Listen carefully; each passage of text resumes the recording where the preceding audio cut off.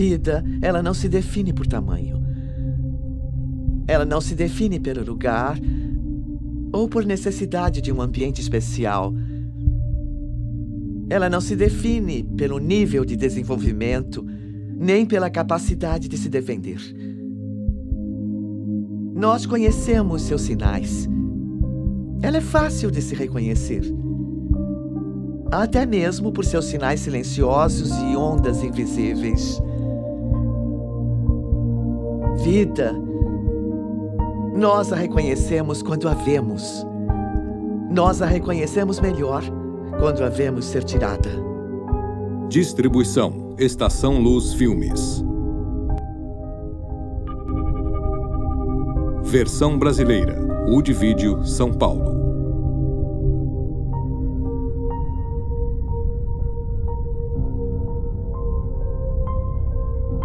Olá, eu sou Alvida King. Meu tio, o Dr. Martin Luther King Jr., disse uma vez: a injustiça em qualquer lugar é uma ameaça à justiça em todo lugar. Este filme aborda o ato do aborto e as suas consequências. Você vai ouvir testemunhos individuais da vida real e comentários de especialistas ao embarcar nesta jornada que aborda o que acontece na indústria do aborto e como vidas são impactadas. Poucos marcos culturais são tão visíveis ou têm um impacto de tão grande magnitude sobre a nossa sociedade. E ele surgiu mediante a manipulação dos mais sugestionáveis numa campanha de mentiras, burlando o poder legislativo. Esta campanha foi conduzida perante nossas instituições judiciárias não eleitas, que não respondem ao povo.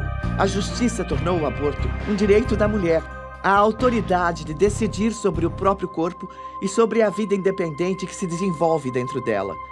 Empregaram eufemismos para fazer a criança parecer menos que humana. Um massacre sancionado não sob a autoridade constitucional, mas dos recantos mais sombrios dos corações dos homens. Efetivamente, é o direito de assassinar.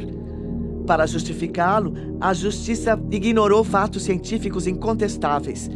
Estava tão claro em 73 quanto está hoje, como estava ainda em meados do século XIX, quando as legislaturas estaduais regulamentaram o aborto, alterando as leis em vigor, segundo as quais o aborto era ilegal, mas só após haver movimentos fetais.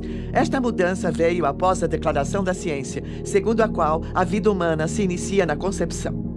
Em 1857, a Associação Médica Americana declarou a existência independente e real da criança antes do nascimento como um ser vivo. É uma questão de ciência objetiva. Só quando perceberam que era um ser humano, colocaram leis em vigor após 1860. Depois de terem entendido a biologia, houve um movimento liderado nos Estados Unidos por médicos para proibir o aborto. Na lei da época, a vida foi definida como um dom imediato de Deus, um direito inerente à natureza em cada indivíduo e que começa no entendimento da lei, assim que a criança se mexe no ventre da mãe. Mas hoje temos instrumentos melhores para determinar quando a vida começa. Diziam que começava nos movimentos fetais, quando o bebê chutava, mas hoje sabemos que ela começa na concepção. O ministro Harry Blackman disse: mas ora, a religião, a ciência, a filosofia, todos discordam sobre o início da vida. Portanto, a justiça não irá se posicionar a respeito do assunto. No caso Roe contra Wade, foi dito que neste estágio do desenvolvimento do conhecimento não se sabe quando a vida humana se inicia. Ora, isso é uma mentira intelectualmente desonesta. Muito bem. Este argumento de que não se sabe quando a vida começa é um argumento baseado em nenhum fato biológico. Um relatório do Senado afirma que médicos, biólogos e outros cientistas concordam que a concepção marca o início da vida de um ser humano, um ser que está vivo e um membro da espécie humana. Há um esmagador consenso a respeito da questão em inúmeras obras médicas, biológicas e científicas. Com certeza trata-se não do corpo da mulher, entretanto dessa nova vida, desse novo embrião, esse novo início, como um ser humano distinto. Mas para saber ser um ser humano, não me interessa o que a jurisprudência diz, não me interessa o que a própria história diz, o que a filosofia diz, não me interessa o que a tecnologia diz. Se eu sou um legislador, eu quero saber o que a ciência diz de quando há um ser humano. E mesmo nessa época, em 73, a ciência era clara. O ser humano existe no primeiro dia. A grande ignorância quanto à mera biologia geral. Entende? É impressionante, porque estamos numa situação onde existem políticos que começam a citar frases tipo do século XIII, entende? Que não se sabe quando a vida começa, porque qualquer um com consciência sabe quando a vida começa. Ou seja, a literatura já existe, a ciência está pronta. Ao derrubar as leis contra o aborto, a justiça inventou um direito das mulheres que nunca existiu e subtraiu dos nascituros um direito que sempre existiu, sem que um estatuto definisse explicitamente. Se cada pessoa no planeta possui o direito inerente à vida, ele principia quando ela se torna um ser humano.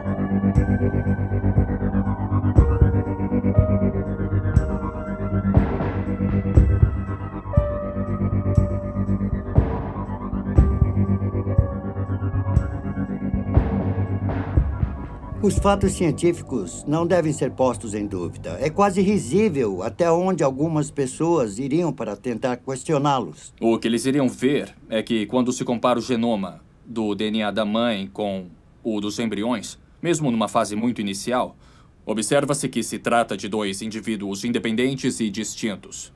Por distinto, entende-se que você era um ente diferente de sua mãe. Você não fazia parte dela, embora estivesse abrigado nela. E se você recorrer a todos os livros, vai concluir que todos dirão sim. Quando se tem 46 cromossomos, quando se tem o sexo identificado, quando se tem um embrião autodefinido e que se autodesenvolve, o qual tem todo o necessário para prosseguir se desenvolvendo até a morte. Este é o princípio da vida humana. Livros de embriologia de todo o mundo, eles confirmam unanimemente que desde os estágios iniciais do desenvolvimento, desde o início, você não fazia parte de outro ser humano. Você era um ser humano único, distinto e totalmente independente. A biologia é muito clara a respeito de quando a vida começa. É na concepção. O batimento cardíaco no ser humano em desenvolvimento geralmente se inicia em torno de 23 a 25 dias. Raramente após 3 semanas de gestação. Já conversei com centenas de aborteiros. E todos eles, sem exceção, disseram em dado momento: sou um assassino. Tony Lavantino disse: sou pistoleiro. Eu sou pago por quem quiser matar o próprio filho. Eu já estive numa clínica de aborto dizendo às mulheres que aquilo era só coágulo, mas entrava no banheiro para conferir se todas as partes de um feto de quase 6 semanas estavam lá. Eles não são nada estúpidos. Sabem quando a vida começa e sabem que com o aborto liquidam com uma vida em qualquer fase. A maioria das mulheres não aceitaria matar seu filho se lhes fosse dito: isto é um ser humano, você tem o direito de matá-lo, mas ele é um ser humano cuja vida está sendo extinta. Muitas mulheres não fariam isso. Precisamos começar a usar palavras que sejam verdadeiras, em vez de usar eufemismo para encobrir as coisas. Produto da concepção. Bolsa de tecido. Irmão, você é uma bolsa de tecido. Eu mesmo sou uma bolsa de 113 quilos de tecido. Todo ser humano na face da Terra é uma bolsa de tecido. Mas isso levanta a questão. Vamos proteger essa bolsa de tecido ou vamos permitir que ela seja destruída indiscriminadamente? O governo deveria ser o protetor de nossa sociedade, guardião de nossos direitos inalienáveis. Entretanto, com toda a sua suposta sabedoria, tanto os tribunais quanto a maioria dos nossos representantes eleitos alegam não saber quando a vida começa. Por que eles ignoram algo que é tão óbvio para a ciência? Pode ser que admitir que a vida começa na concepção seria admitir a própria culpa ao sancionar o massacre de 50 milhões de vidas inocentes. Imagine um tribunal que vira as costas para a história, para a lei e a jurisprudência, que vira as costas para a Constituição dos Estados Unidos. Assim fez a nossa Suprema Corte Federal e seus juízes em sua decisão de sancionar o violento extermínio de inocentes em útero, violando o juramento de posse e virando as costas a milhões de crianças às quais a vida foi negada.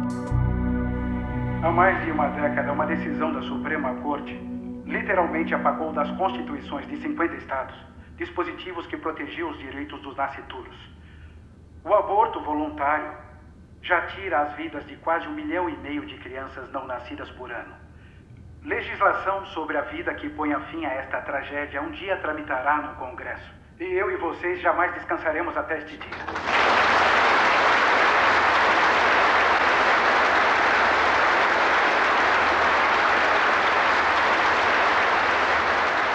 A menos que, até que seja provado, que o nascituro não é um ser vivo, os seus direitos à vida, a liberdade e a busca da felicidade devem ser totalmente protegidos. Os autores da Constituição disseram, de modo a assegurar as bênçãos da liberdade para nós mesmos e para a nossa descendência, nós promulgamos e estabelecemos esta Constituição para os Estados Unidos da América. O objetivo principal da Constituição era proteger as gerações ainda não nascidas e assegurar os benefícios da liberdade. Nenhum tribunal tem autoridade para contradizer a Constituição. E quando a contradição é evidente, ela não deve ser seguida. Em virtude da Constituição não mencionar o aborto em nenhum momento, eles tinham que encontrar algum lugar. E a Justiça disse, ele é encontrado nas penumbras, que quer dizer nas sombras da Constituição.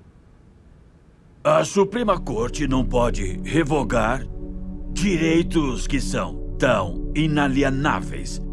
Então, Roe contra Wade e Doe contra Bolton são ficção, que já custou mais de 50 milhões de vidas. A Suprema Corte não concedeu o direito absoluto das mulheres matarem seus filhos nascitouros. Ao revogar o que sempre foi um direito natural, eles legitimaram um homicídio sob forma de aborto, tornando uma decisão médica confiada aos médicos e decidida em consulta com a mulher grávida. O caso Roe baseou-se no fato de que esta deve ser uma decisão entre a mulher e o médico. Numa visita anterior, ele até que abordou de forma bem descontraída a possibilidade de interromper a gravidez, caso o bebê tivesse algum problema genético. Meu oncologista foi bem flexível quanto ao que eu deveria fazer. Era a única opção que eu tinha e era a única maneira que eu poderia sobreviver. Então, ele me incentivou a fazer o aborto para salvar a minha vida e também para me livrar de um filho que seria totalmente incompatível com a vida em tratamento. Enquanto os defensores do aborto voluntário comemoravam a decisão do caso Roe, muitos profissionais de direito e até da esquerda radical sabiam que essa era uma decisão indefensável sob a perspectiva jurídica. Não bastou a justiça inventar um direito, ela o fez alheia à história e cega aos preceitos da ciência e da lei. Eu vou te dar o parecer do maior professor de direito liberal dos Estados Unidos, Larry Tribe, de Harvard. E, segundo ele, essa é uma posição indefensável. A própria Suprema Corte, em 1992, em paternidade planejada contra Casey, disse claramente que se fosse para eles uma questão de julgamento a priori, se não houvesse jurisprudência, eles poderiam perfeitamente não contemplar o direito ao aborto. Então, esse tribunal passou a dizer que, como houve precedente em Roe contra Wade em 73, temos que respeitá-lo, o que é apenas uma péssima lógica jurídica que não é seguida em nenhuma outra área do direito. Hoje se define precedente como qualquer coisa que um juiz diz, uma vez que ele está acima de você. Porém, a maior autoridade não é o juiz, é a Constituição dos Estados Unidos. Em nenhuma outra área do direito se defende um precedente simplesmente porque ele existe, pois uma decisão errada é uma decisão inconstitucional. Então, no caso, se você respeita a Constituição, deve-se rejeitá-lo. O mito não é que eles não sejam filhos e que não sejam pessoas. O mito é que não podemos negar a proteção aos filhos enquanto no útero, mas reservá-la para nós mesmos. Na realidade, não podemos. Assim que você retira a proteção de qualquer um da família, individualmente ou em grupo, você o está negando a todos. O direito à vida está na 5ª emenda e na 14ª emenda da Constituição. Nela não figura o direito ao aborto. E os juízes usurparam seu papel de protetores da Constituição quando criaram um direito que nunca deveria estar na Constituição. A lei rege até os tribunais. E se você falha em reconhecer esse princípio básico, os juízes são sujeitos à lei. Então tem-se a distorção, mas isso não a torna lei. Não há nada na Constituição que diga que a Suprema Corte Federal tem o direito de legislar sobre tudo. É para isso que existe o poder legislativo. Cidadão consciente deve admitir que, se a política do governo sobre questões vitais que afetam todo o povo acaba sendo irrevogavelmente determinada por decisões da Suprema Corte Federal, as pessoas deixam de ser seus próprios governantes, tendo, dessa forma, praticamente delegado o seu poder às mãos da eminente corte.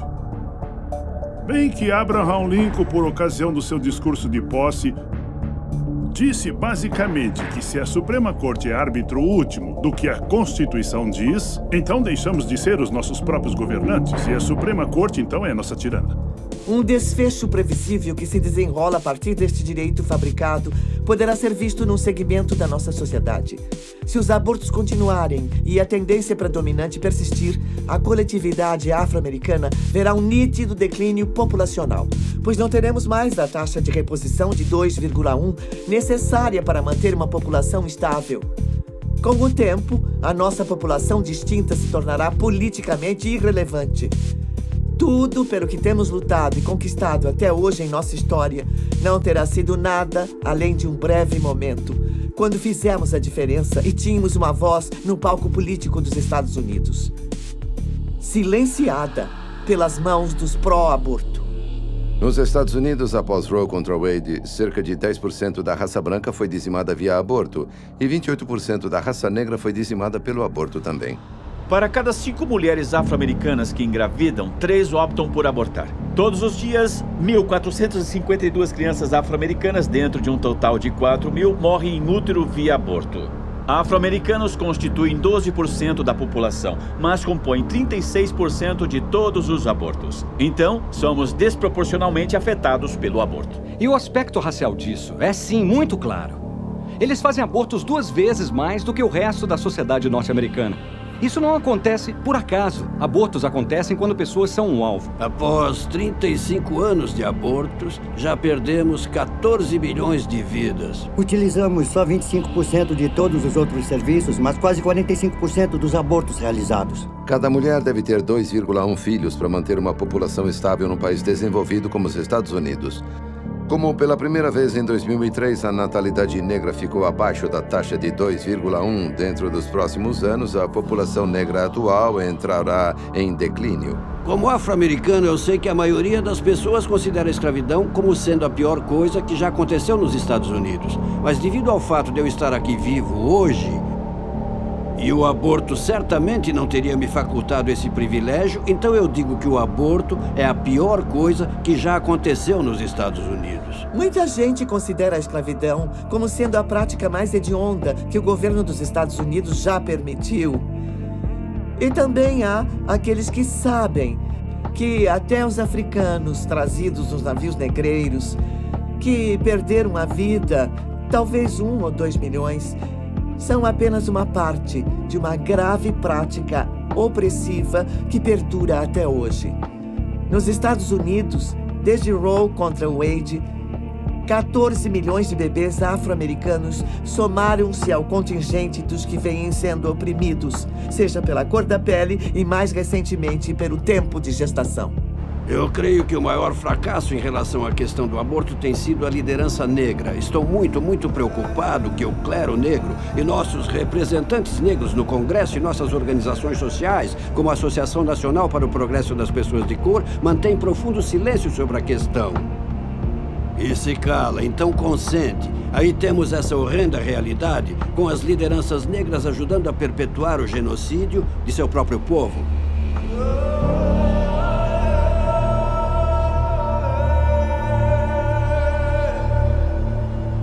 A paternidade planejada da Geórgia está estrategicamente localizada no coração da comunidade da Universidade Estadual da Geórgia. Ao seu redor, você vê os prédios das faculdades e jovens estudantes por toda parte na comunidade. As pessoas imaginam, por que será que os jovens e até as crianças estão se iniciando no sexo cada vez mais cedo?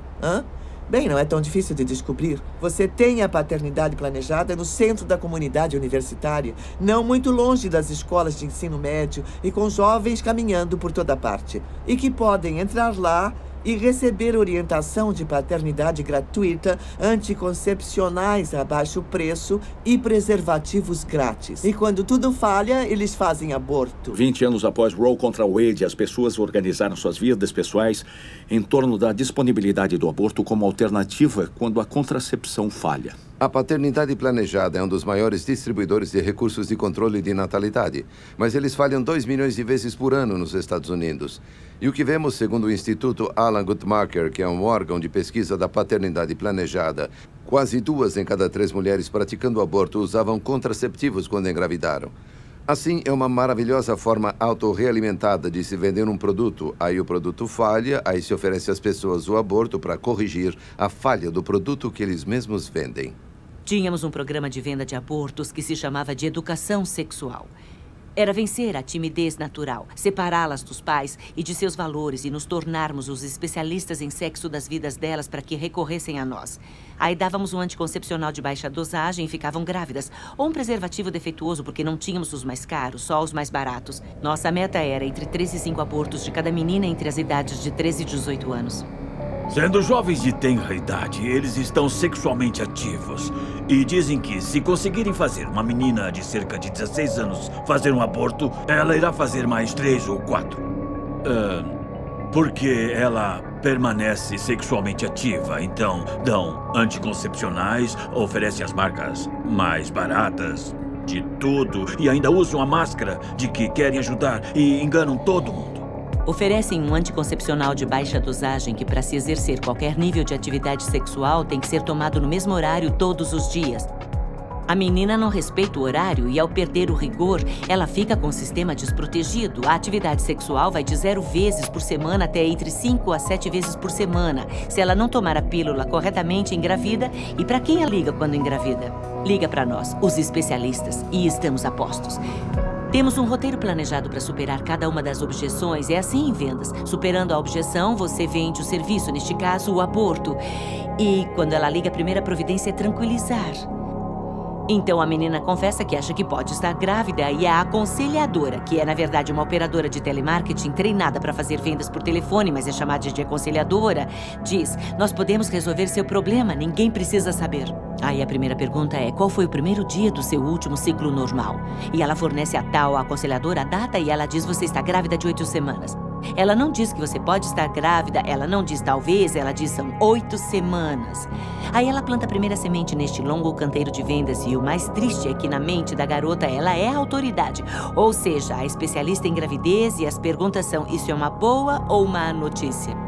Se fosse boa notícia, ela não estaria ligando para uma clínica de aborto. Amor é má notícia. E quando ela responde má notícia, tal aconselhadora aproveita, porque agora tem que identificar o medo para usá-lo, para reforçar a decisão do aborto a todo momento, se ela for desistir. E se ela disser: olha, talvez eu precise pensar no assunto, seus pais vão te matar, você tem que fazer mais um aborto vendido.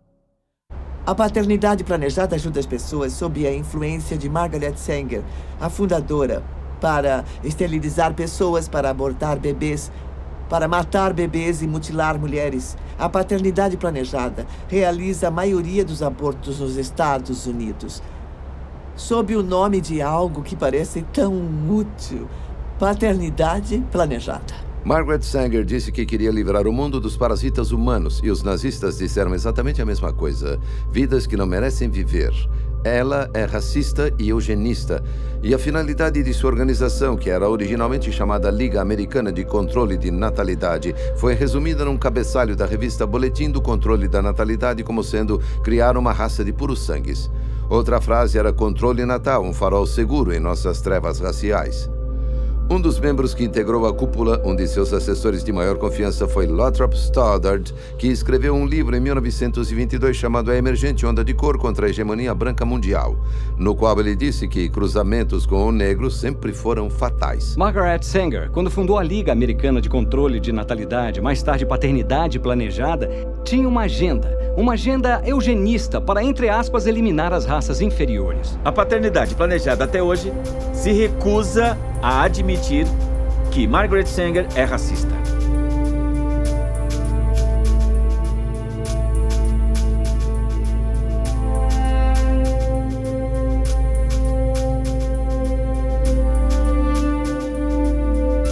Embora nenhuma conexão direta tenha sido estabelecida entre Margaret Sanger e Adolf Hitler, Há elementos nazistas suficientes que indicam que suas filosofias estão mutuamente alinhadas e que eles compartilham muitos dos mesmos ideais distorcidos. É pouco divulgado, mas nos Estados Unidos a esterilização forçada de mulheres das minorias só parou em 1972. Muitas centenas de milhares de mulheres foram esterilizadas contra a vontade delas. Após a decisão do caso Buck contra Bell, em 1929, quando um dos juízes da Suprema Corte disse a infame frase "3 gerações de imbecis já é o bastante". O Projeto Negro tinha como alvo específico fazer pessoas percorrerem todo o Sul e convencerem os negros a não terem filhos. Margaret Sanger estava profundamente envolvida com o eugenismo nos Estados Unidos. Parte dos ideais promovidos pelos nazistas foram criados por eugenistas britânicos e norte-americanos. Na primeira publicação de Margaret Sanger, que se chamava Boletim do Controle da Natalidade, saíram artigos escritos por médicos do Terceiro Reich. E sabemos também que na Alemanha nazista havia um tal Dr. Hans Harmsen, o qual escreveu todos os guias de esterilização para o Terceiro Reich. Em seguida, após a Segunda Guerra Mundial, ele fez parte do grupo que estabeleceu a filial alemã da Federação Internacional da Paternidade Planejada. Então, há uma série de relações entre as atrocidades que ocorriam na Alemanha nazista e a paternidade planejada.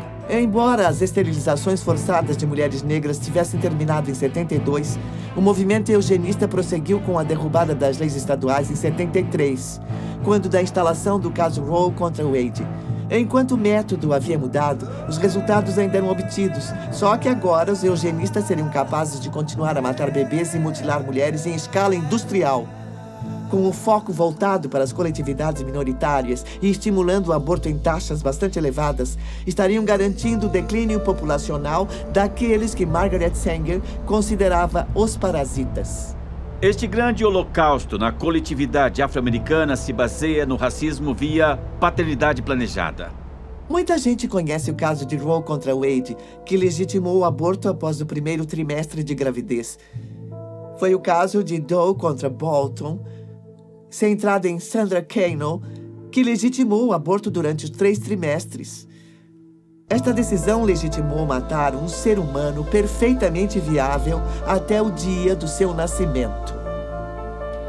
Agora, o aborto é possível em todos os 9 meses de gravidez, não por causa de Roe contra Wade, mas por causa de Doe contra Bolton, segundo eles, pela saúde da mãe. O aborto pode ser realizado em qualquer dos 9 meses de gravidez, mas o problema é que saúde foi estendida à saúde mental. E diríamos a esta jovem mulher temerosa, você terá problemas com a gravidez, você devia interrompê-la, não devia? Ela diria sim e constaria saúde emocional. Mais de 60% das pessoas não acreditam que abortos são feitos após 20 semanas de gravidez. Infelizmente, o aborto foi descriminalizado em toda a sua extensão, até o instante do nascimento. Assim que a proteção da vida foi retirada de todos os 9 meses de gravidez, a paternidade planejada acelerou sua agenda eugênica, instalando a maioria de suas clínicas de aborto, agora legalizadas, nos bairros das minorias. A Federação para a Paternidade Planejada dos Estados Unidos instala a maioria de suas clínicas de aborto em bairros de minorias e realiza a maior parte de seus abortos nas mulheres das minorias. Sabendo que não obteriam a aprovação do povo, nem das legislaturas da maioria dos estados, nem do Congresso, os que defendiam a legalização do aborto se armaram de mentiras e estatísticas falsas e, burlando os escalões legislativos, levaram as suas provas forjadas aos tribunais.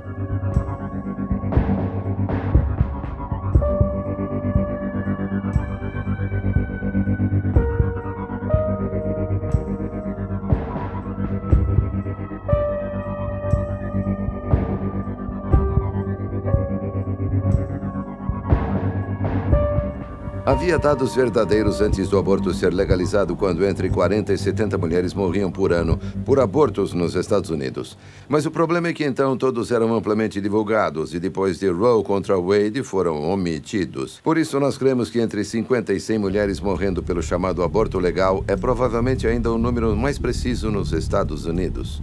Aqueles que buscam acabar com as leis que protegem os nascituros encontram os peões perfeitos para serem sacrificados em sua cruzada mortal. Mulheres sagazes, bem instruídas e bem educadas foram orientadas a assediar suas semelhantes mais vulneráveis, manipulando-as para pensarem que o apoio delas ao aborto tornaria suas vidas muito mais significativas. Tanto Norma McCorvey quanto Sandra Kano, cujos nomes estão para sempre associados ao extermínio de bebês em gestação, nunca fizeram abortos. Elas deram à luz, enquanto astuciosos advogados usavam seus nomes para sugar a vida de milhões de outros assim chamados filhos indesejados. Enquanto estes advogados clamavam pelo direito de escolha das mulheres, que escolha é essa se há apenas uma opção oferecida? Essa é a falácia essencial do assim chamado direito de escolha das mulheres. Na maioria dos casos não há escolha nenhuma. A decisão é tomada sem orientação ou baseada na desinformação. Não são apresentadas outras opções e a mulher é forçada a tomar uma atitude mortal. O slogan número 1 dos pró-aborto é pró-escolha. E a maior ironia desse slogan é que, se perguntarem às mulheres que fizeram aborto por que você fez o aborto, a resposta número 1 é: eu achei que não tinha outra opção. A maioria, talvez mais de 80% dos abortos nos Estados Unidos ocorrem sob alguma forma de coerção. Resumindo, não é a escolha da mulher. Uma vez uma senhora que me ligou à tarde e ela disse que queria marcar uma consulta para a filha vir e fazer um aborto. Perguntei, ela quer fazer o aborto? Olha, essa escolha não é dela.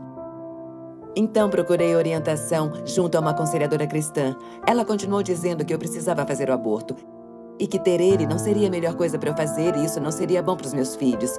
Então eu contei para o meu noivo, eu disse para minha mãe, disse aos outros membros da minha família e de repente todo mundo dizia: isso não se faz, você não pode ter ele, você não vai ter ele, não é bom para as crianças, não é bom para você, isso não é bom para o nosso casamento, eu não quero criar esse filho. Teria sido alguém que teria mudado a dinâmica da nossa família.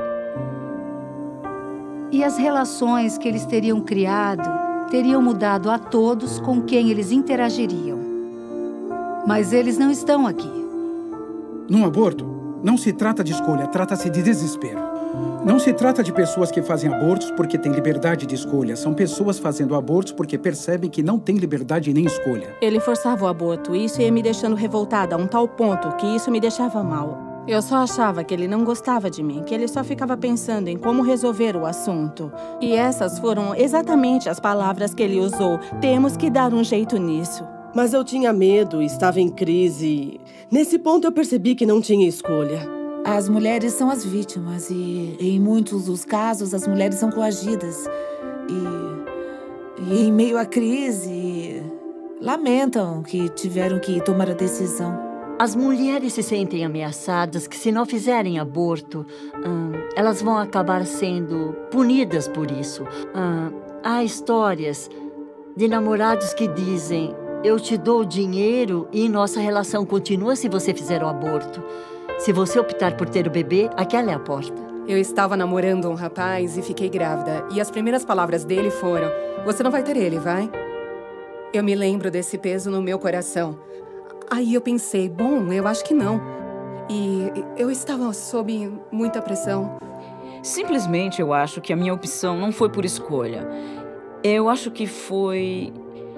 Como eu disse antes, acho que pareceu mais um ultimato. Todos ficavam gritando comigo. Parecia que só viviam gritando comigo e continuavam insistindo. Você tem que matá-lo, você tem que abortá-lo, você não pode criar ele, você tem que procurar a clínica. E é bom você tomar providências. Cada semana que passar, isso vai piorar. Vai.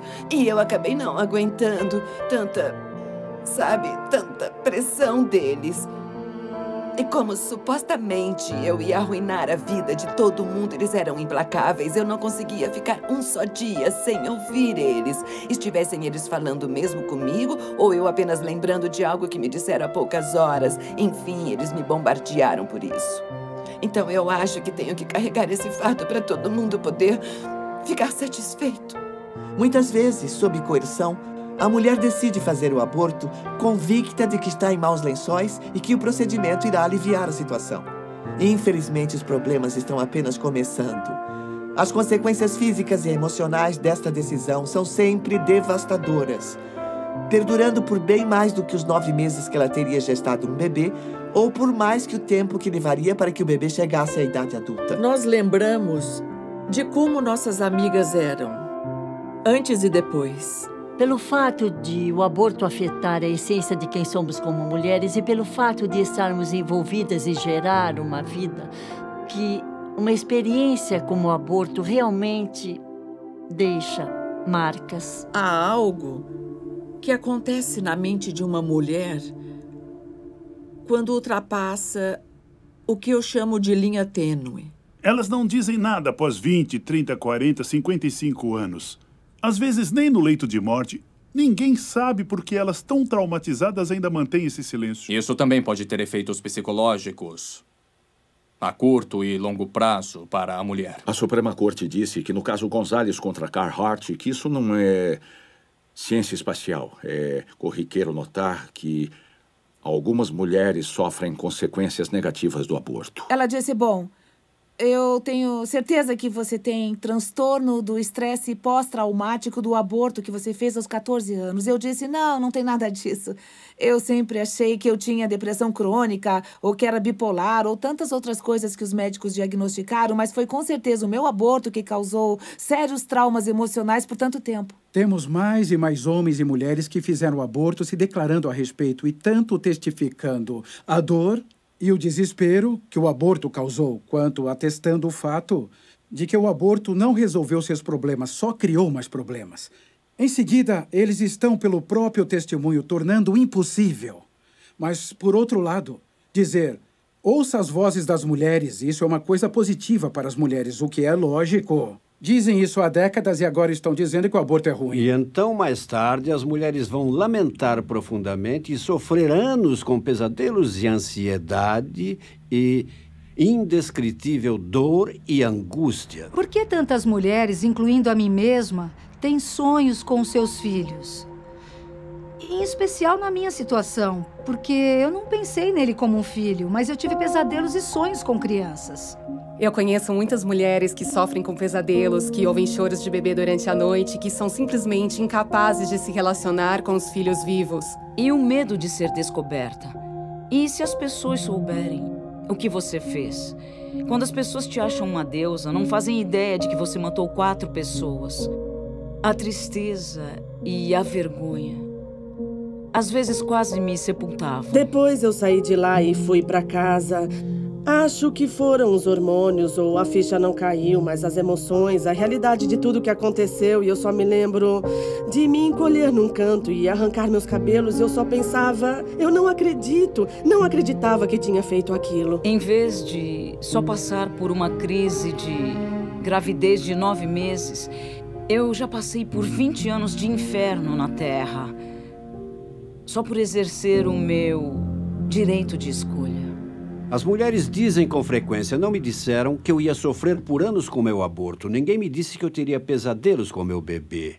Não me avisaram que eu viria a me arrepender tão amargamente que ia preferir me matar a continuar a viver. Não. Daqui a 10 minutos você não vai nem lembrar. Isso é mentira. Um dos efeitos mais devastadores do aborto em muitas mulheres é o suicídio. Há estudos indicando que adolescentes que fazem aborto têm até 6 vezes mais chances de tirar a própria vida no prazo de 1 ano após terem interrompido a gravidez. E muitas mais ainda planejam e até tentam o suicídio numa tentativa de pôr um fim à dor que sentem. Não se fala em estatísticas precisas, mas suicídios e tentativas de suicídio entre mulheres que se submeteram ao aborto são uma realidade que o outro lado se recusa a admitir. Cheguei a achar que a única maneira de escapar do tormento era tirar a minha própria vida. E, sendo a covarde que eu era, eu bebi o máximo que eu pude, entrei na minha banheira cheia d'água e, com uma lâmina de barbear, eu cortei os meus pulsos e eu apenas fiquei lá deitada olhando a água da banheira ficar vermelha. Não era uma coisa que estava acontecendo conscientemente, que eu pudesse dizer, puxa, estou tão triste por eu ter feito o aborto, que eu vou usar essas drogas. Era apenas um profundo sentimento de vazio e desesperança, que não havia mais nada pelo que valesse a pena viver. E planejei como eu ia acabar com a minha vida, sabe? Tantas vezes. Eu fui diagnosticada com depressão clínica em 91. Com certeza foi devido aos abortos.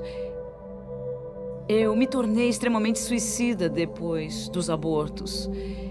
E eu cheguei ao ponto de tentar tirar a minha vida várias vezes. Tinha 12 anos de idade. Ela entrou mascando chiclete e estava tão descontraída.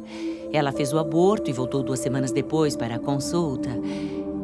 Ela não saía mais do quarto, não saía. Abriram a porta e ela estava lá. Ela tinha um caco de vidro e cortou os pulsos. 12 anos de idade. Mas todas chegamos ao momento em que nos damos conta de que éramos mães e que matamos nossos filhos. É doentio, uma sensação mórbida. Avisos raramente são oferecidos. As mulheres quase nunca ouvem a história inteira do que estão se envolvendo quando autorizam um aborteiro a matar o bebê dentro delas.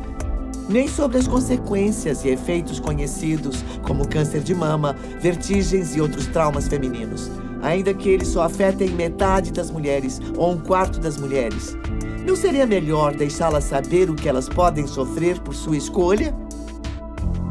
Não seria também sensato que elas soubessem de todos os riscos envolvidos? O governo exige advertências quanto a todo perigo potencial.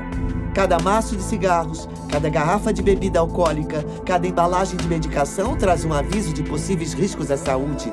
Por que não um aviso sobre algo tão traumatizante, tão potencialmente nocivo como um aborto? Há numerosas provas quanto às consequências físicas e psicológicas e houve uma grande pesquisa na Nova Zelândia há cerca de 2 anos que mostrou as consequências a longo prazo. Muitas mulheres tornam-se inférteis. Elas sofrem outros problemas do aparelho reprodutivo e acabam tendo de fazer esterectomia total. Serão incapazes de conceber ou de ter outros filhos. Numa das mulheres, a potência da máquina de sucção que faz o aborto foi tão forte que provocou o prolapso das trompas de Falópio e ela nunca mais pôde ter filhos. O aborto é uma cirurgia e implica em riscos importantes. Ao contrário de cirurgias que salvam vidas ou aliviam o sofrimento, o aborto é uma cirurgia eletiva de conveniência que raramente é realizada para salvar a vida da mãe. Eu não fiquei lá durante todo o aborto, mas alguém ficou lá com ele. Eu só fui lá no final e eu nunca tinha visto tanto sangue. Assim, entende? Sangue por toda a parte. E nós a colocamos na sala de recuperação e ela ensopou a cama e trocamos a cama algumas vezes. E a pressão arterial dela era irregular. E o médico foi embora. Eu fiquei preocupada com ela e tentei ligar para o médico. E o namorado dela ficava querendo ir para casa e a pressão arterial estabilizou um pouco, mas eu não acreditava que ela... Foi uma sensação que eu tive de que ela não estava bem. Às 22 horas, o namorado disse que se qualquer coisa acontecesse, que ligasse para ele na hora. E às 4h30, ele ligou para o médico. Ele ignorou. Ele a pegou, a colocou numa banheira com água quente e a última gota de sangue do seu corpo saiu. E ele me ligou por volta das 6 e disse que ela estava morta. E ele imediatamente começou a me contar como iria encobrir. E, de alguma forma, deu tudo certo. A autópsia não revelou nada, não houve processo, nada aconteceu, os jornais não ligaram, ninguém apareceu. Nós matamos aquela mulher e fizemos abortos no dia seguinte. E muitas vezes vemos mulheres jovens que morreram por aborto e na certidão de óbito se lê alguma coisa como gangrena espontânea do ovário, complicações terapêuticas ou coisas do gênero. As famílias ficam tão abaladas com o que acontece e envergonhadas com a filha que fez o aborto e morreu em virtude dele que não se manifestam. Veja que o aborto torna o médico quase imune a processos, pois a mulher fica tão constrangida por fazer um aborto que mesmo se for por imperícia dele, ela tiver que fazer esterectomia, ninguém conta nada sobre isso a ninguém. Nunca. Porque não querem que ninguém saiba. Tivemos uma garota de 22 anos, uma modelo, que entrou dançando, pulou em cima da mesa, disse ao médico rindo que ela não usava calcinha, com 22 semanas de gestação. Colocamos ela na mesa e há um procedimento chamado manobra de Hansen, que o médico pode fazer sozinho ou alguém pode fazê-lo, mas eu fiz com bebês grandes, 2 abortos de bebê grande. Eu segurei os bebês e se diz, a cabeça está aqui, os pés aqui, as nádegas aqui, e você gentilmente empurra o bebê para baixo contra o aparelho. E a primeira vez que o médico introduziu, tirou o omento, que é o forro dos intestinos. Ele literalmente perfurou o útero dela e estava puxando as tripas para fora pelo útero da primeira vez que ele introduziu a aparelhagem. E a segunda vez que ele introduziu, ele puxou os intestinos e aí empurrou tudo de volta. Com o bebê vivo, acordamos a mulher, colocamos ela no carro porque é péssima. péssima publicidade. Imagine ter uma ambulância na frente de uma clínica de aborto. Isso não se quer. Então, colocamos ela no meu carro e não a levamos ao hospital mais próximo. Nós não a levamos ao hospital que seria melhor para cuidar dela. Nós atravessamos a cidade até um hospital que nos ajudaria a encobrir o que foi feito. O cirurgião levou essa menina com um bebê completamente formado dentro dela, com os intestinos dela saindo pela vagina, até a sala de cirurgia lá em cima. 7 médicos operaram esse bebê dentro da garota. Tiveram que fazer a colostomia, a ressecção do intestino para esvaziá-lo no saco. Aí retiraram o bebê, enrolaram em lençóis descartáveis e colocaram no incinerador do hospital. E todos os 7 médicos falsificaram o laudo. Nós matamos aquele bebê assim. Os médicos falsificaram o laudo, dissemos à garota que ela teve gestação abdominal e ela não nos processou. No caso Roe contra Wade, a justiça tornou a questão do aborto uma decisão entre a mulher e o seu médico. A verdadeira consequência disso é que a decisão entre ter o bebê ou encerrar a sua vida, na grande maioria dos casos, é delegada à mulher em crise, numa consulta com uma pessoa que ganha vida vendendo abortos. A sineta da caixa registradora ocupou o lugar do choro do recém-nascido. A maioria das mulheres nos Estados Unidos que fizeram aborto vão lhe dizer que elas nunca viram um aborteiro. Elas nunca veem esse médico até ele estar entre as pernas dela na clínica de aborto, violando-a com os instrumentos. As mulheres quase nunca consultam seus médicos. Elas procuram umas clínicas. Elas decidem que querem fazer o aborto. Então, essa ideia da importância do papel do médico pessoal é uma fantasia. Com o sucesso de Roe contra Wade na justiça, a organização eugênico-racista de Margaret Sanger tornou-se parte da cultura dos Estados Unidos. Uma nova indústria multibilionária foi iniciada, encabeçada pela paternidade planejada. Uma indústria que mantém a sua influência e poder através dos mesmos argumentos e mentiras originalmente usadas para descriminalizar o aborto em 73. Há 2 grandes mentiras sobre o aborto. A primeira não é um bebê. E a segunda é bom para as mulheres. Devemos também considerar outro interesse da paternidade planejada na indústria do aborto. O desejo de ganhar dinheiro para promover a causa. Dinheiro que é ganho vendendo educação sexual, vendendo contraceptivos que sabem que vão falhar milhões de vezes por ano, e depois vendendo abortos como meio de reparar as falhas, e às vezes até vendendo parte dos corpos dos bebês mortos pelos abortos. É fácil perceber que a indústria do aborto é um ciclo vicioso infinito de lucratividade. E é justamente quando as mulheres planejam a maternidade que a indústria do aborto perde. Eu não acredito que alguém imaginasse que veríamos uma indústria que se tornaria tão grande, uma indústria de dinheiro que é amplamente desregulamentada para realizar abortos. A paternidade planejada foi autorizada a entrar e dar palestras. Outras organizações dão palestras. Professores liberais dão explicações durante aulas de educação sexual. Ninguém fala em bebê. É produto da concepção, que pode ser removido se você não o quiser. Ao legalizar o aborto, a Suprema Corte abriu as comportas para que a indústria possa faturar bilhões de dólares com o sofrimento e a dor de mulheres e a morte de milhões de bebês inocentes, através da exploração da delicada situação em que muitas mulheres se encontram. No instante em que a mulher se vê mais vulnerável, aborteiros legitimados pela justiça oferecem um serviço que promete resolver o problema. Mas, ao contrário de outras empresas, eles deixam suas clientes sofrerem com as consequências sem oferecerem garantias nem reembolso quando o produto deles apresenta defeito. O aborto é um produto habilmente comercializado, vendido a pessoas muito fragilizadas, em crise. Elas compram o produto em busca de solução e descobrem que é defeituoso. Disseram que tínhamos de faturar $40 mil por semana para podermos ficar aqui. É claro que descobrimos depois que ele estava mentindo.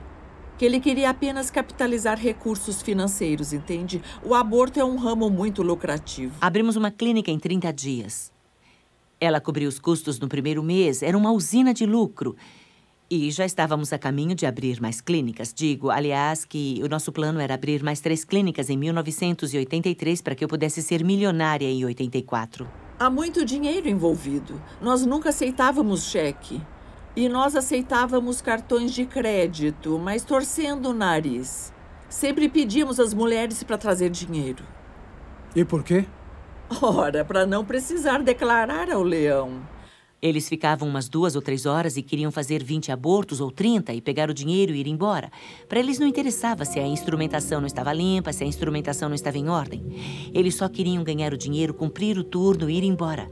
Davam visto na planilha, juntavam e apresentavam no final do dia. Nós somávamos e pagávamos em dinheiro, sem nota fiscal, sem declaração. Mas imagino que pessoas que ganham a vida matando bebês provavelmente declaram imposto de renda, você não acha?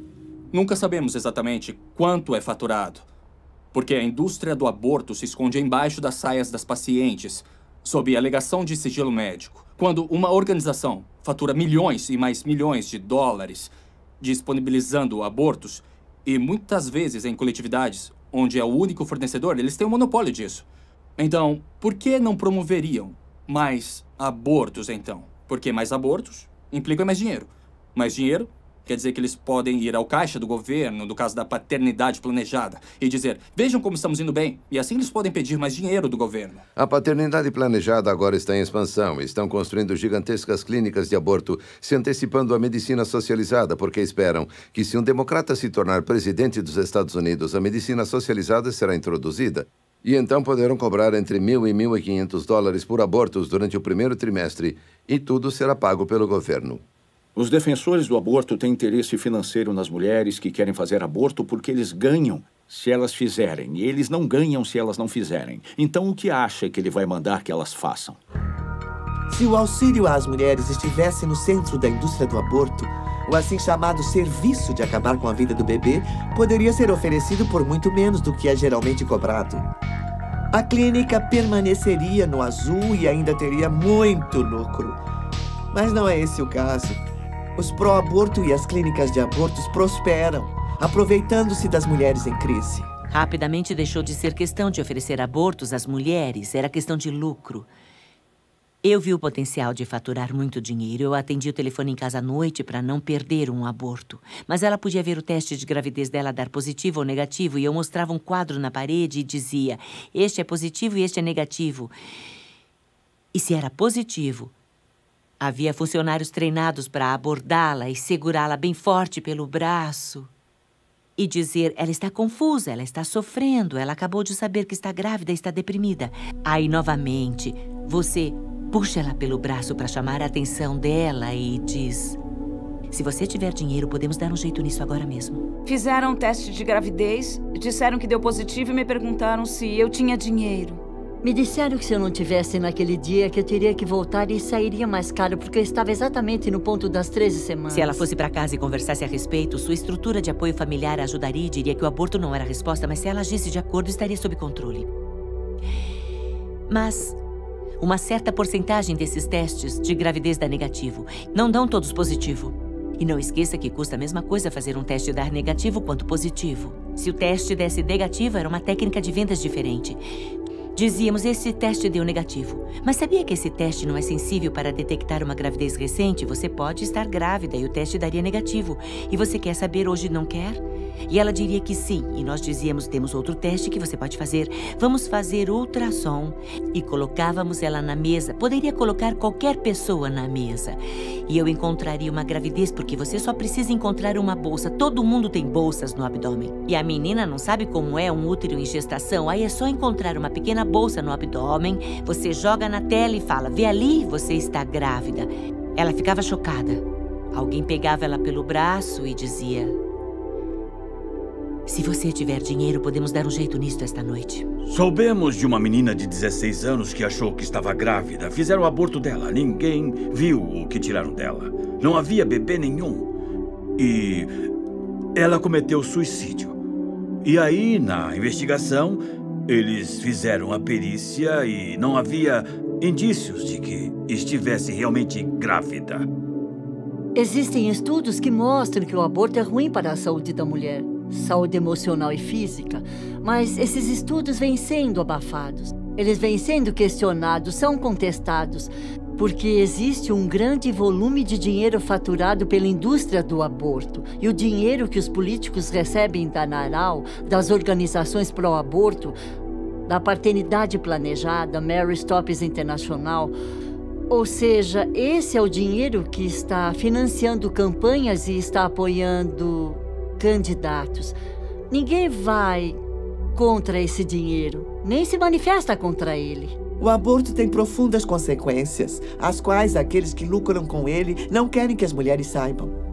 Numa época em que se espera que o nosso governo garanta a nossa segurança, por que esse mesmo governo é tão lento para regular o setor que tem afetado um número incontável de pacientes? Isso não afeta apenas a mulher, isso não afeta apenas o pai. Isso afeta a família inteira e desintegra famílias. Como filha única, ela sempre quis ter uma irmã. E quando ela fez 8 anos, percebeu que eu deveria ter tido um filho antes. Havia alguém faltando na vida dela. Aí ela falava, peraí, cadê o bebê? E eu tive que explicar para uma filha de 8 anos de idade o que era um aborto. Está bem, vamos ver se eu entendi isso direito. Ela estava em pé, bem na minha frente, e ela disse, você tinha 16 anos, estava grávida e matou o seu bebê? Eu tive que encarar essa menininha e dizer sim. E aquela expressão de horror tomou o rosto dela. E ela não falou mais nada, apenas se afastou. E eu pedi aos da minha família para irem comigo, mas eles não quiseram ir. Não queriam ir. Queriam que eu fizesse, mas eles não quiseram ir. Nem o meu noivo não quis ir. Finalmente encontrei alguém que queria ir. Ninguém, nenhum dos que me mandavam fazer. Nenhum deles quis ir comigo. Alguns homens não tiveram escolha. A mulher optou pelo aborto e eles simplesmente não tiveram controle disso. Na verdade, o aborto rouba o destino. Não só das mulheres, mas dos homens que estão envolvidos. Dos homens que perderam filhos, das famílias deles. Ele destrói relacionamentos. Um homem veio até a nossa mesa. Eu estava no stand e fui explicar para ele o nosso trabalho. E ele olhou para mim e as lágrimas começaram a correr pelo rosto dele. E ele soluçava igual um bebê e disse, já faz 35 anos e ainda dói tanto que parece ainda hoje, sabe? Não podemos mais nos calar. Milhões de vidas de mulheres foram devastadas e os pais são negligenciados, são simplesmente esquecidos. Estou dizendo, a quantidade de pessoas que foram afetadas pelo aborto é incomensurável. Com o caso Roe contra Wade, a Suprema Corte tirou dos estados o direito de regulamentar o aborto dentro de suas jurisdições. Pensava-se que os estados regulamentariam as clínicas que realizam o procedimento. A verdade é que, por anos, eles foram deixados à vontade. Os aborteiros de fundo de quintal simplesmente se instalaram abertamente sem sanear seus procedimentos. Trata-se de um ramo altamente lucrativo e a segurança das mulheres dificilmente era levada em conta em se tratando da lucratividade. Podíamos fazer de 20 a 30 abortos por hora, se preciso, no mínimo 20. Tínhamos 21 kits de instrumentação, só esses. Portanto, era impossível retirar a instrumentação, limpá-la, esterilizá-la, ajustar a temperatura do esterilizador para fazer 20 minutos de esterilização e depois esfriá-la. Eu tive mais experiência do que eu gostaria de ter tido com as condições de imundície no interior das clínicas de aborto. Quando estávamos no sul da Califórnia, íamos atrás dos pequenos aborteiros sujos ao redor de Los Angeles, San Diego e Orange County, que se instalavam nos pequenos shoppings. Praticamente assinavam um contrato hoje e matavam bebês amanhã. Íamos lá fuçar nas latas de lixo deles e eles pegavam as notas do caixa e jogavam fora. E os bebês eram jogados fora junto com o lixo comum. Claro, violando toda e qualquer legislação sanitária existente. Pois é, tínhamos uma taxa de infecção em torno de 75%. Entende? Mas isso era só da instrumentação não esterilizada. Nossa taxa de complicações no fim do meu tempo lá era de cerca de 1 em cada 500 que precisou de uma cirurgia por complicações ou que morreu. Tivemos uma que morreu. Mas por não termos estatísticas reais e se você puder encobrir, você não registra. Nenhum caso nosso foi registrado. Então, não sabemos. Algumas das condições nas que mandávamos nossos agentes, eu ia lá pessoalmente, via-se, de fato, sangue no chão, sangue nas paredes. Via-se baratas e fezes de ratos. Em alguns desses lugares, você não entraria nem para cortar o cabelo. Num lugar desses. Muito menos para fazer um procedimento cirúrgico tão invasivo. No hospital de Dallas, os médicos vão dizer que já viram abortos mal feitos ou veem abortos mal feitos o tempo todo. Um dos fatores que permitiu regulamentar as clínicas de aborto no Texas foram as denúncias envolvendo aborteiros ruins. Quando uma garota morreu e foram vistoriar a clínica, viram instrumentação enferrujada e que não tinha esterilizador nem água quente. A vida da mulher que decide abortar seu bebê nunca mais será a mesma. Não haverá um só dia em que essa decisão não irá afetá-la de alguma forma, seja física, emocional ou espiritualmente. Mas ela não sofre as consequências de tirar a vida de um bebê sozinha. Os homens e mulheres que trabalham na indústria do aborto também pagam um preço vendo a matança de bebês inocentes dia a dia. Isso constitui um imenso fardo emocional. Mas ninguém fala sobre o que acontece dentro de uma clínica de aborto, onde todo mundo briga. É o lugar mais caótico que se possa imaginar. Os médicos brigam, os enfermeiros brigam, todo mundo está usando drogas, todo mundo bebendo, entende, tendo casos. Mas é grotesco olhar para o bebê e não ver que ele é realmente um ser humano. E, entende, não tem diferença de mim ou de você, exceto no tamanho. Eu confesso que estive envolvida na morte de 35 mil bebês. No homicídio de uma mulher que sangrou até a morte por um aborto no 2º trimestre.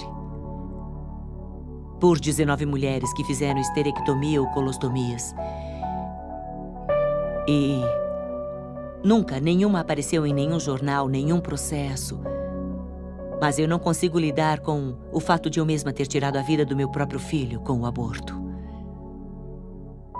Ninguém lida com a morte e mentiras diariamente sem ser gravemente afetado por isso. E não houve ninguém que trabalhou nessa clínica que não tivesse jogado os bebês no lixo. E mesmo que eles não estivessem no lixo, eles já estavam enrolados numa toalha. Eu solicitei a um colega ginecologista que realizava abortos na época que colocasse um captador de ultrassom no abdômen de mulheres que estavam fazendo abortos, que mostrasse o feto sendo caçado pelo aborteiro e que finalmente acabava morto, aspirado e destroçado. Eu já sabia que o que estava acontecendo era errado, mas durante este processo de 5 dias, eles inseriram uma bucha expansível no colo do meu útero para dilatar lentamente durante 5 dias. Lá pelo 3º dia, eu estava deitada numa maca e o bebê começou a chutar demais naquela maca. E eu lembro que eu pensei, alguma coisa está errada e ela está tentando me dizer isso. Ela tinha razão, porque aí George Tiller entrou para enfiar uma agulha grande no meu abdômen. E quase imediatamente o meu bebê parou de chutar. E eu não senti ela chutar mais. Então eu sei que foi o momento em que ela morreu, mas demorou mais uns 2 dias antes de eu entrar em trabalho de parto. A enfermeira, ela vinha até a maca olhando embaixo das cobertas, me apalpava para ver se eu estava dilatado bastante e quando estivesse, ia ser levada para um outro quarto.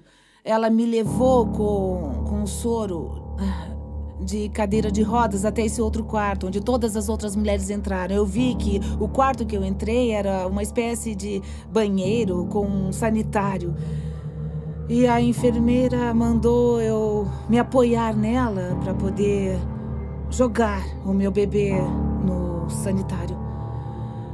Ele já estava morto a essa hora, mas como é vergonhoso e nojento isso que fazemos com essas crianças. Então, bom, isso me dói muito. Eu tenho um bebê no céu, em quem eu pensei tão pouco que eu joguei num sanitário.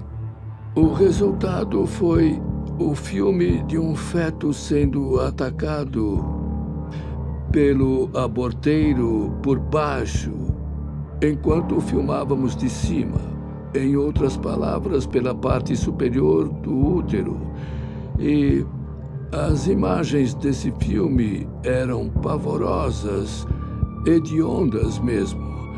Ele mostrava realmente o feto sendo destroçado, ao vivo e em cores. Não era um ultrassom preto e branco. Esse era em cores. Retirar pela cabeça era muito, muito difícil. Mesmo com 20 semanas. Uma vez um aborteiro ficou com uma menina na mesa por 6 horas tentando esmagar a cabeça do feto e não conseguia. Eu senti eles tirando os pedaços dele do meu corpo. Eu passei boa parte desses 20 anos tentando não lembrar disso, mas eu lembro. Ninguém sabe o que acontece numa clínica de aborto. A escolha mais promissora é a decisão que favorece a vida. A decisão de levar a gravidez até o parto. Em praticamente todas as coletividades de todos os Estados Unidos, existem organizações e pessoas dispostas a ajudar em prol de vidas que merecem florescer. Organizações e pessoas que não são movidas pelo desejo de ganhar dinheiro com o desespero dos outros. Estas são pessoas amáveis que desejam realmente ajudar a mulher em crise a fazer uma escolha, a escolha certa. Todo dia, por todo o país, pessoas de todos os estilos de vida e condições econômicas e sociais levantam-se e atendem aos apelos de seus corações para pôr um fim à anarquia e à desumanidade que é o aborto. Desde o aconselhamento de rua, tentando salvar aquela vida no último instante, até marchas que mostram aos nossos representantes eleitos que este é um assunto da maior relevância. Até organizações que tentam curar as mulheres afetadas por este ato brutal. Lentamente, as pessoas estão se conscientizando de que o aborto é errado e precisa acabar e que nós, como sociedade, precisamos pôr um fim a essa injustiça. Nós, o povo, estamos começando a chegar à conclusão de que a vida, até a vida desde a concepção, é o principal direito inerente a toda a humanidade. Aqui está o bebê. É o batimento cardíaco.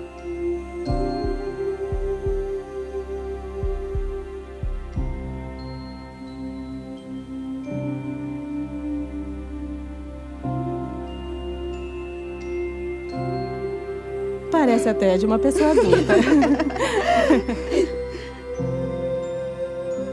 A frequência cardíaca é de 176 batimentos por minuto. Nossa! É. Sério mesmo? Uhum. É perfeitamente normal. Isso é normal? É normal. À medida que a gravidez progride, ele vai diminuir. Eu sei que o coração bate rápido no começo.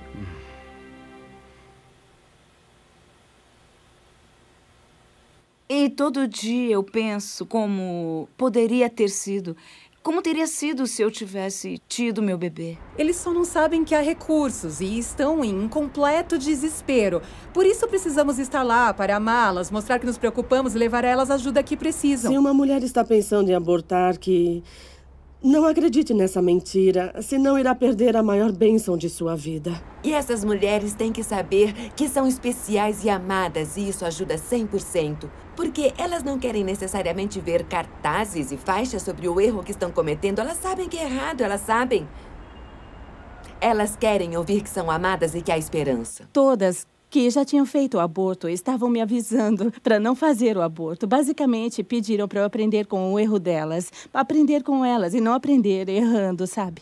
Quando você luta pela sua vida, você precisa saber pelo que está lutando. E se o que você está defendendo é uma vida, então como você pode destruir uma vida? Na esperança de vencer essa luta, isso é quase uma hipocrisia. Porque eu luto tanto para salvar a mim mesma que terei que matar alguém para conseguir isso? Quando eu compartilho aquilo que eu fiz, é esperando poder atingir pelo menos uma mulher com a verdade sobre o aborto, para que ela não faça a mesma escolha que eu fiz, para que não acredite na mentira. Quando você se cura do seu aborto, todas as outras questões que havia em sua vida evaporam, elas somem, são resolvidas. Eu precisava deixar de pensar, precisava deixar Deus me perdoar. E quando coloquei um rosto no meu problema, nunca mais tive problemas de depressão. Nós sabíamos que tínhamos feito o mais certo, mas ela desde o momento que ela nasceu, reagiu de forma totalmente normal para um bebê recém-nascido e não tinha nenhum motivo para pensar que ela viria a ter qualquer problema mais tarde. Tive um menino. Ele está com 2 anos agora. Se olharmos isso em termos de continuidade, eu sei que os cientistas gostam de distinguir. É lógico, nós dividimos as coisas em categorias diferentes, porque é assim que enxergamos. É o melhor meio de podermos considerar os fatos científicos que estamos encontrando. Mas o fato que não muda é que essa entidade genética, que inclusive já tem um gênero, deve prosseguir até morrer. Eu acho que se em algum momento um dos pais me pedisse para não abortá-los, certamente teria tido os bebês. Eu mantive o meu bebê até nascer e eu a entreguei para adoção. E estou feliz pelo que fiz. O aborto é, para mim, a derradeira exploração das mulheres. E nada disso está sendo discutido porque a realidade é essa. Assim que começar a ser discutido é que a sujeira vai aparecer. E a verdade aparecerá de fato sobre o que o aborto faz com as mulheres. Ainda mais com os bebês não nascidos, os bebês mortos. Isso vai acabar.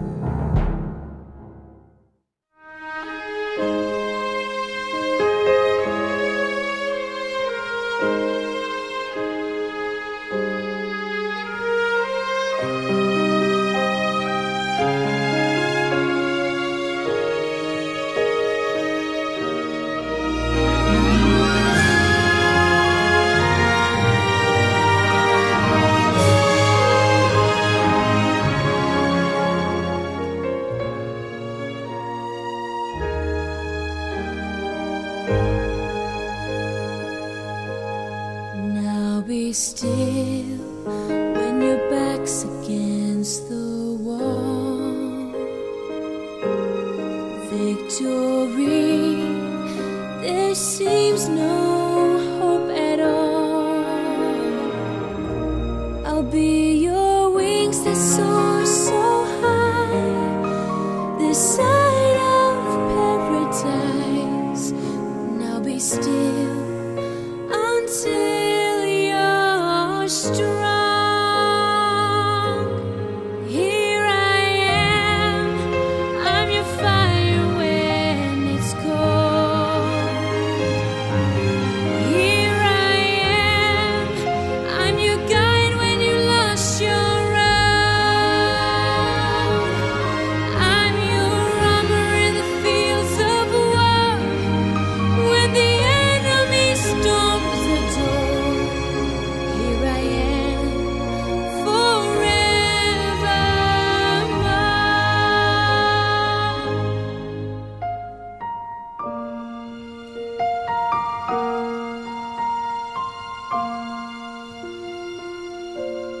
Take my hand when shadows hide.